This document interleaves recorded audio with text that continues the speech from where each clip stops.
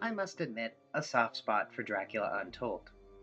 Bad vampire films have always been kryptonite to me, back as far as Queen of the Damned and Dracula 2000. It's practically impossible to screw up a cheesy vampire flick.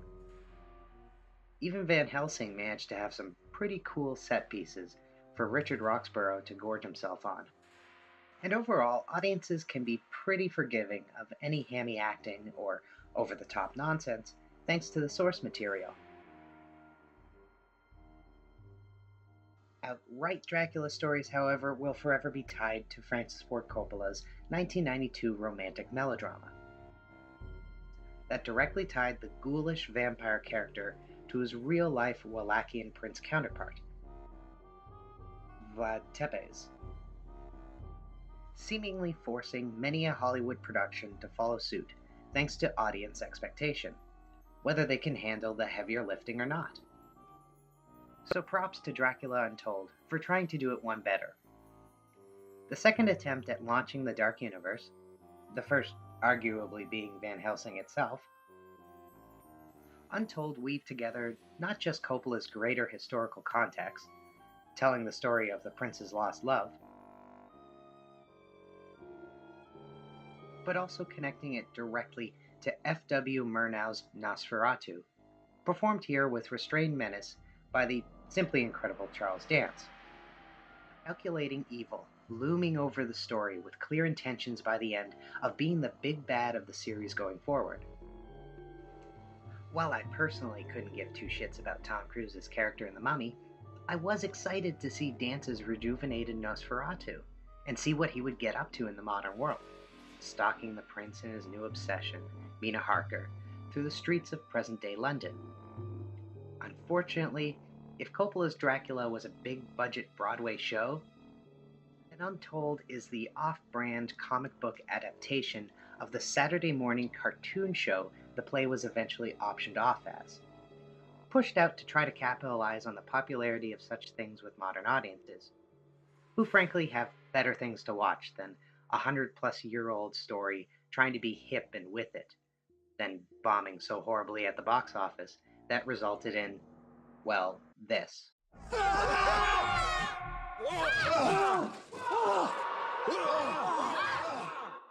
No!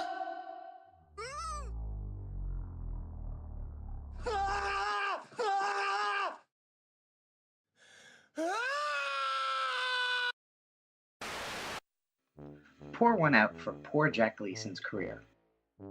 The guy was such an absolute success at playing the Weasley, psychotic little shit Joffrey Baratheon that the actor found himself endlessly hounded by people who, due to his natural talent as a performer, couldn't divorce their hate for King Joff from the nice kid from Cork, Ireland who portrayed him. Anyone can play evil, mustache-twirling bad guys well enough to entertain.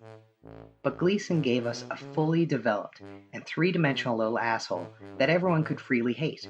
A person who, according to all reports, is the polar opposite of the intellectual and exceedingly friendly Gleeson. A man who allegedly wouldn't swear on set unless the take absolutely called for it. How many bastards does he have running?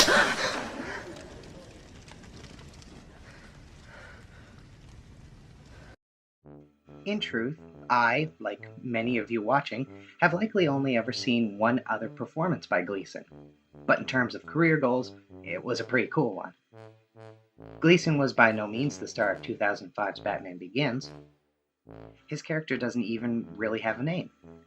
But 14 years ago, audiences remembered the bright-eyed little boy who Batman just gives a high-tech piece of surveillance equipment to, just because the kid complained that no one would ever believe he met the Bat.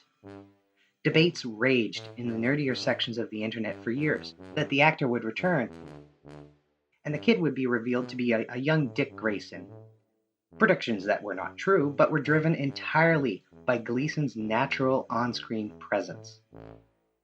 His scene lasts less than a minute, yet if you've seen the movie, you probably still remember it to this day. These days, well, I have no idea what he's up to. I found him on Twitter, and he hasn't posted anything in over a year. He co-owns a theater company and makes fan con appearances, and seems to be having fun. So good for him. Ain't no party like a Pompeii party, because a Pompeii party gets encased in ash and frozen in time forever. Unless it's the 2014 historical romance disaster flick starring Kate Harington as Guy Shirtless, a Celt gladiator slave at the height of the Roman Empire, in which case it's mostly erased from popular knowledge based on the general lack of anything interesting to say about it. Don't get me wrong, this is a competent film, starring some surprising faces we all know and love. It just feels like studio-mandated competency. Just enough effort that resulted in just enough profit to consider it a passing success rather than a failure. Everyone involved tried. Everyone. Even I tried, since I bought a ticket to this foreseeable disaster, because I am a classics nerd. But it's a countdown film in the Titanic mold, where the vast majority of the plot and characters are completely irrelevant thanks to doombait, and all the bad guys get their comeuppance thanks to fiery death, and the two star-crossed lovers are locked in romantic embrace forever. Kinda like that guy in real-life Pompeii who, according to one historical interpretation, when facing his own volcanic obliteration, tossed off his toga and met the gods with his own dick in his hand. A fate that, thanks to the wonders of geology, will likely long outlast humanity itself, if not you and I. In the time he has been holding his own, you could have watched the movie Pompeii over 15 million times. And that's the most interesting thing I can say about the movie Pompeii. Carrie-Anne Moss is in it, and that's pretty cool. Oh, and it probably killed any chance Kit Harington had to be a romantic action hero, if that's the kind of thing he was interested in. I mean, the star of the biggest TV show of the decade has been in some other things. Personally, I hope he Hugh Jackmans it, and decides to go do just musical theater after Thrones ends, playing entirely against hype. Or he'd make a decent Crow.